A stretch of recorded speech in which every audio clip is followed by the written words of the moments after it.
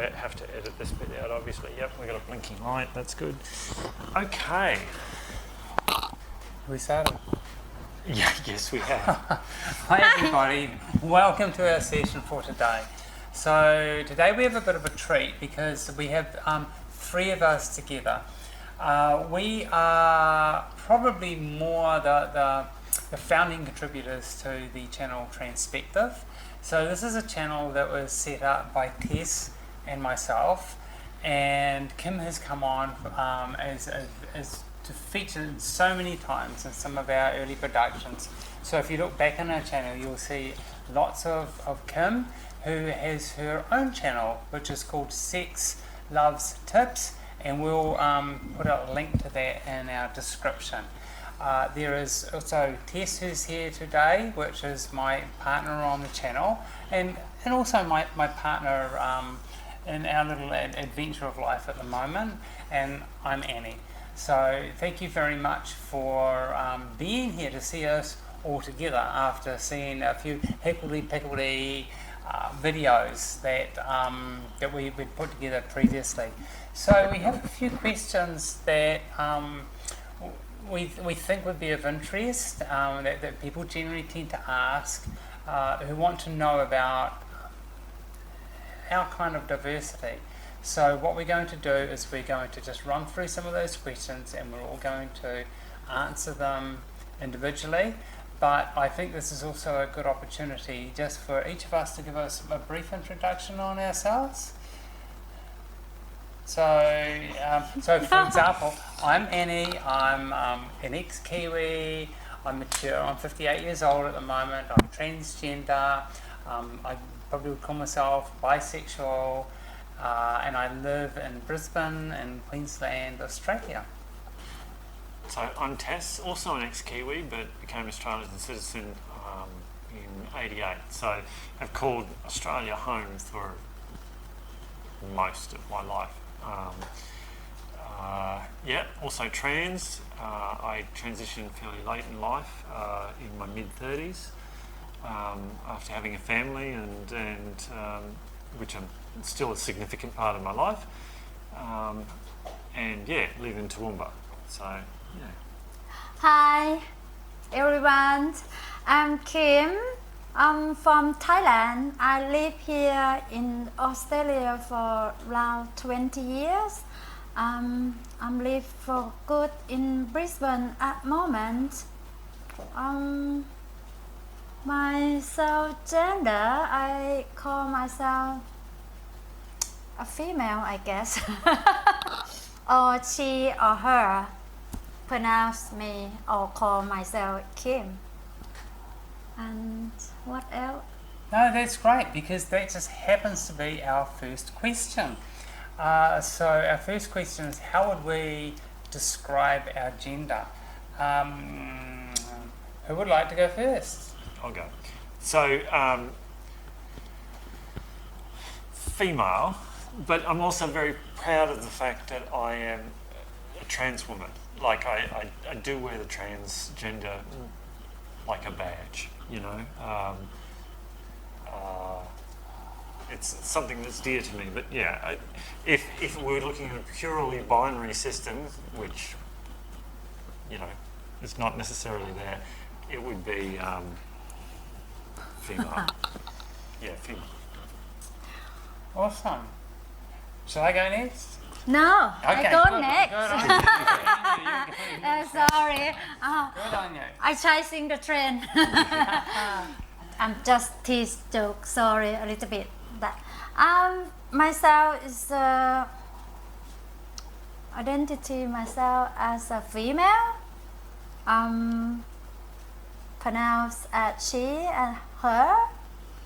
And cis. Cis. Yeah, so genetically you were born a female, you identify as female. Female. Yeah. Sometimes I would like to be non-section. I just want to be called me as a me. Actually, it's a female. Anyway, quite confusing actually to till now. Yeah, it's a female. Yeah, female cis. For me, it was a bit of a journey. I was raised as a boy, and it kind of didn't feel right, and I didn't know it didn't feel. I knew something didn't feel right. I didn't know what it was, and I experimented with my sexuality and everything. But when I got to my mid-30s, I had an experience where I went cross-dressed. So I was calling it cross-dressed then because I was raised as a male. But I went to this party where I was. It was a very diverse party. It was gay, queer, and everything. And I went as a woman, and so that was outside what my norm was. But people were relating to me as a woman, and when that happened, it's like something went click. And what went click was, it's like, oh my God, this is what's been missing in my heart and my soul for so long. And I didn't even know it. I was playing around with gender, and I didn't even know that it was being seen and treated as a woman is what I needed. And I very quickly socially transitioned after that, which means that the way I presented myself in society changed into being a woman. And that was about 25 years ago. So, and for me, I've loved the change. So I see myself as a woman, a trans woman, and like Tess, I'm very proud of that I've had this journey and that I've got experiences to share. So trans woman would be my identity. Lovely. So question 2 was, how do you describe your sexuality? Like, who are you attracted to? What? Oh wow, interesting. Myself experience, I attracted to almost male, I guess, and my relatives and my feeling and my heart. I love girl. I love girl. I love to be a girl, and then I love to be a friendship with a girl. But I attracted to almost male, or even though I guess it's some female might be attractive to me as well, because sorry, I'm a sex worker. That's why almost I attracted to a male, actually almost. Yeah. How that sound? Yeah. That would help if you're attracted to males from a sex worker, I imagine. No, I relate to that. So mine is, it's actually similar to yours, Kim, in that I sexually am attracted to males. Like if I'm fantasizing, like, I'm by myself and trying to orgasm, my fantasies in my mind will be about men, having sex with men. But my heart, who I fall in love with and who I'm attracted to get intimate and close with is woman. And it's quite a strong difference. And I don't think it's so much that whether they're a man or a woman. I think it's more how much they are open to connect at a deep level. So men tend to be not as good at that. Some are. Unfortunately, all the guys that I've met that are really good at it are gay, so they're not interested in me. Damn it, because I'm really nice. But there are some nice guys, but I just haven't been with them yet. So, but it's women that I've tended to emotionally connect with the most. So I guess that kind of describes my sexuality in 2 parts.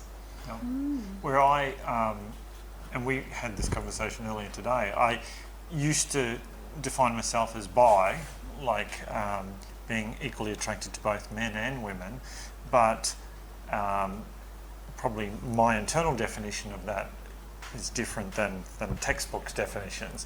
And I'm entertaining the idea of being pansexual, as in I'm not like a person's gender expression or the physical gender, the physical genitalia is not important to me. I'm kind of just attracted to the person.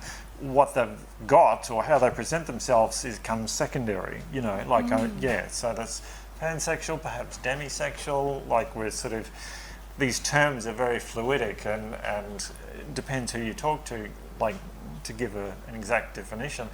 And that's actually a subject that I would love to explore further, is definitions and what our understanding of them is. So that's my sexuality. Awesome. Wow, Thank you. awesome, Yeah. quite interesting. The next question's about to go for next. What turned you on, sex drive or sex behavior of you? Could you share to our audience today? Actually, that's a good one, because I'm just thinking about what Tess just said about being demisexual. So I've found that my sex drive has got lower over the years. I've had experiences, including my transition, and things that have lowered my sex drive. So my desire to have sex with people is quite low. And sometimes I just forget about it. But when I connect with a person on a deeper emotional level, and I really feel that they're opening up to me, and I feel that deep connection, it's almost inappropriate, but I start to get sexually interested as well. So that's what I think they call demisexual. So although my past I've had a high sex drive, and I've done a lot of sexual exploration, now I'm 58 years old. I kind of need to connect with a person and then enjoy sex with them. I mean, I can enjoy sex for fun. I mean, that's cool. But my drive for sex doesn't come until my heart is connected to them, if that makes any sense, until I have a deeper connection with them. That kind of would maybe describe my sexual behaviour. I'm learning about using toys, by the way. I've been enjoying vibrators lately, and I have not achieved getting off on a vibrator yet, but I've been enjoying being in that zone with them, and I'm yet to explore more of that, and I hope we can do a video about that sometime, because I'll probably have something to share after I've explored. Wow. That's me. Thank you. Awesome, amazing. What turns me on? I just revealed to the panel this just before, so I don't think we've really uncovered this on with the audience here before, but like former dominatrix, and I definitely identify as a sadist. So what turns me on is sadistic acts, you know, like